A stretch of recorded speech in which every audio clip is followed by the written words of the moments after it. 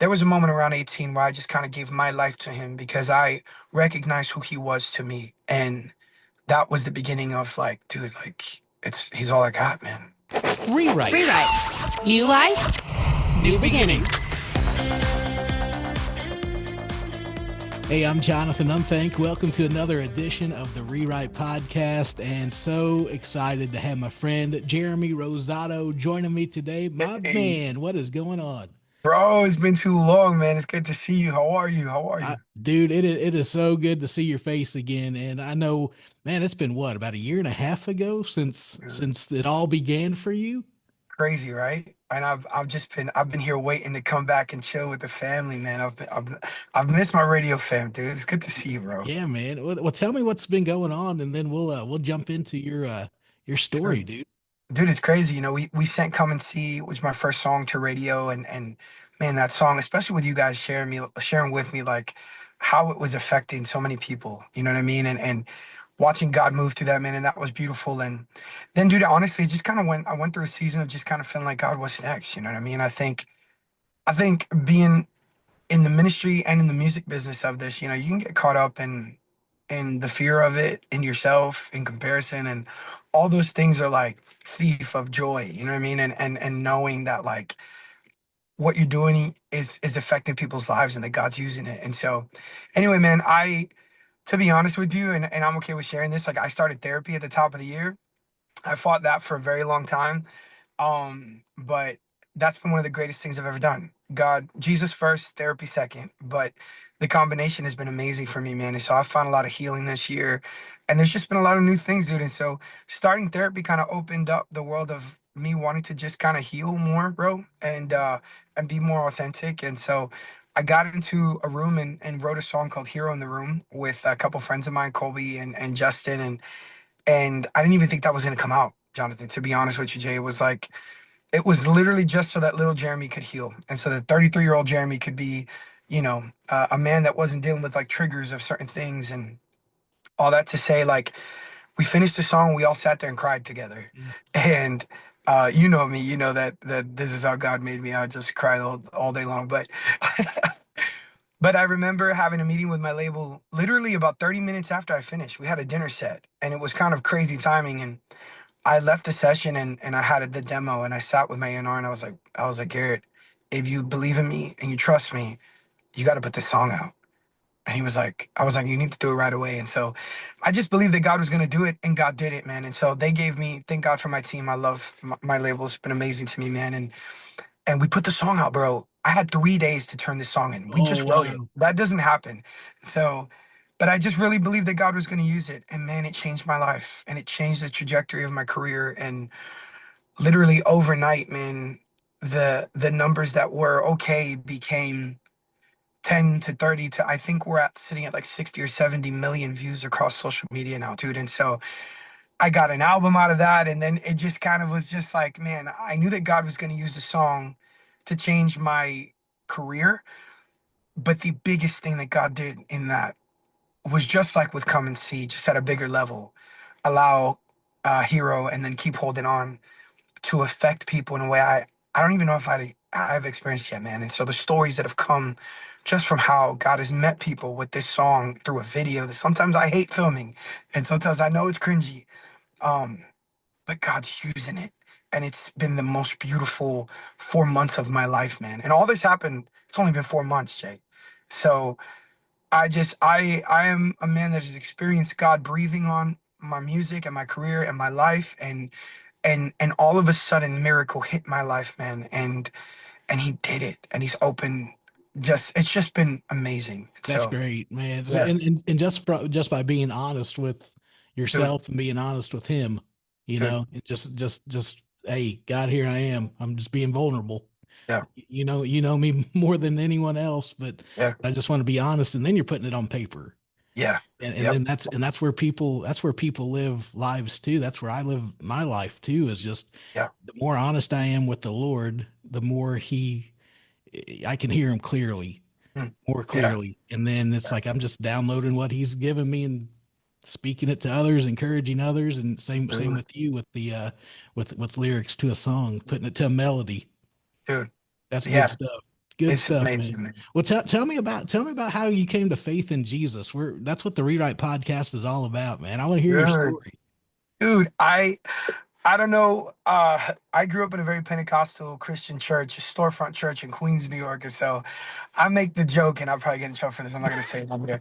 I just say I came out the womb just hands up, lifted, worshiping the Lord. You know what I mean? Praying. Because my mom, dude, she loves the Lord so much, man. And I've never known a life without Jesus, you know what I mean? Because of how much she believes in the Lord, man. And so I grew up with a Puerto Rican mom praying in the middle of the night. You know, and you wake up like, oh God, what is happening, Lord? And she's still like that. She'll still let me know I was up at 3 a.m. praying. And so, but how incredible that is, you know what I mean? And I've not been perfect. I've had my moments of dumb, you know what I mean? And growing up and finding myself as a young man. But dude, the faith I have, the way I love my Jesus now is because my mom loved him first, man. And the testimony of just her life. When I was born, I actually needed a liver right away. And so I was gonna die without a new liver, is what they were telling my mom. And so she couldn't take me out of the hospital for a long time anyway. And so she found herself believing God for a miracle, that he was not gonna forfeit um the promise that he gave her, that she wasn't gonna just lose her baby, because this was her promise. And man, if you think about my music and you think about my songs, like I've got to give my mom, like I've got to honor her, dude, because I write songs about miracles because I'm a living one, and I've experienced it because of Wendy's faith. And so, she, long story short, she ends up at like a revival in New York City, and the evangelist and the church finds out that this woman's baby's going to die without a liver and needs a transplant. And so, I think I was on the transplant list or about to be put on, and uh dude, they find out, and that entire service, from my mom tells me, ends up becoming just hours of this church like interceding and believing God for a miracle for her son. She leaves the service, Jay. This is crazy. I don't usually share this anywhere. I don't think I've ever shared this with anyone online, but she leaves that service and she ends up back at the hospital to see me. Can't find me in the NICU that she had always seen me in. Starts kind of freaking out, thinking that she got there at a moment where something bad happened. And the nurse that's been there with her for a while, because it's been a long time, and she finds her. She's like, "Mommy, like your baby, he's actually doing really well. We need to talk. Like, we're gonna grab the doctor." 33 years ago, the labs weren't electronic, and everything the way they are now, and so they had lost a bunch of the lab work. And so, in a routine checkup, they found that my liver had regenerated Mm, and healed. And this moment happened literally as she left that. Isn't that crazy? Like, it's not crazy. It's God. And she left that service and ended up at the hospital to find out that her child was healed. And so, bro, my liver regenerated. God breathed life on me. He was speaking life over me before I could say a word, man. My God was singing over me before I'd even known what a word was, man. And so I found him because Wendy knew him, man.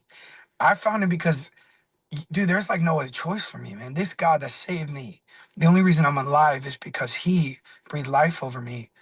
That's why I love him the way I do. That's why I believe him the way I do. That's why I tell people about him the way I do, man. And so, yeah. And so I've always loved the Lord. I've been serving in church my whole life. And I think about 18, I had kind of like my Jesus moment where I fell in love with my Jesus and not just my mom's either. You know what I mean? Because it's important for me to know him my whole life. But there was a moment around 18 where I just kind of gave my life to him because I recognized who he was to me. And that was the beginning of like, dude, like he's all I got, man. that's Like, awesome, man. That's so good. yeah, Well, and you see, even though hearing those stories of the plan that he's had for your life to bring you yeah, to where you are now, yeah, where you're able to share that story and encourage others not to yeah, give up hope, not to give up what the difficulty or the obstacle that's maybe in front of them now. Don't give up. Keep yeah. pressing. Keep going. There's good things coming. Yep. He works all things out for our good. All things, Jay. So, yeah, man.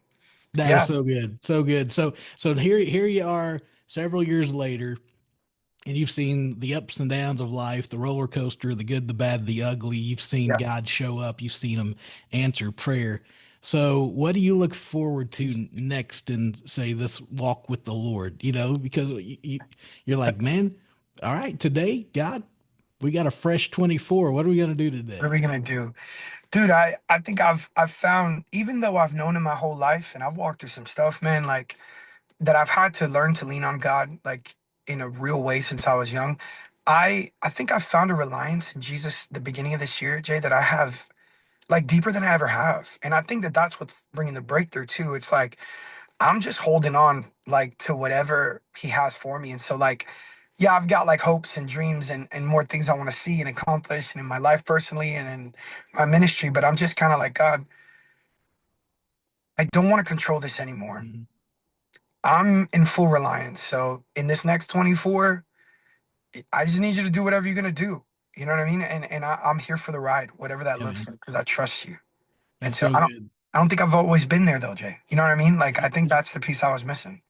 Well, and I like how you said that is just, I'm just here. I'm Yeah. available, I'm and I think that's what God can use in all of our lives is just the availability of saying, yeah. Lord, I'm yours. I trust you. I've seen you work in the past. You're working now in my life, and you're not going to Yes. change. You're gonna keep doing that in the future. I know who you've been. I know you're not gonna go nowhere. You're Yeah, not leaving yeah, me. Dude, it's so good. That's yeah, so man. good. Dude. That Yeah. that that confidence we can have in Him. That's Yeah. And it's how amazing that is though, right? Because you can't really be confident in like anything other yeah. than him. You know what I mean? Like in all the ways everything else could fall apart. But I know at the end of the day that no matter what it looks like around me, I could go to my secret place. I could cry out to my father and I'm gonna be okay. Hmm. Dude, I could cry right now thinking about that, Yeah, man. dude. Like that's like there's nothing like to I never want to lose everything. So I'm not saying this for that, but like God forbid there was nothing left. The idea that I just would never lose him. I would never lose his presence. Like, dude, that's the jackpot, right? Hmm. Like that's Hmm. that's worth that's everything. So That's yeah. beautiful, man.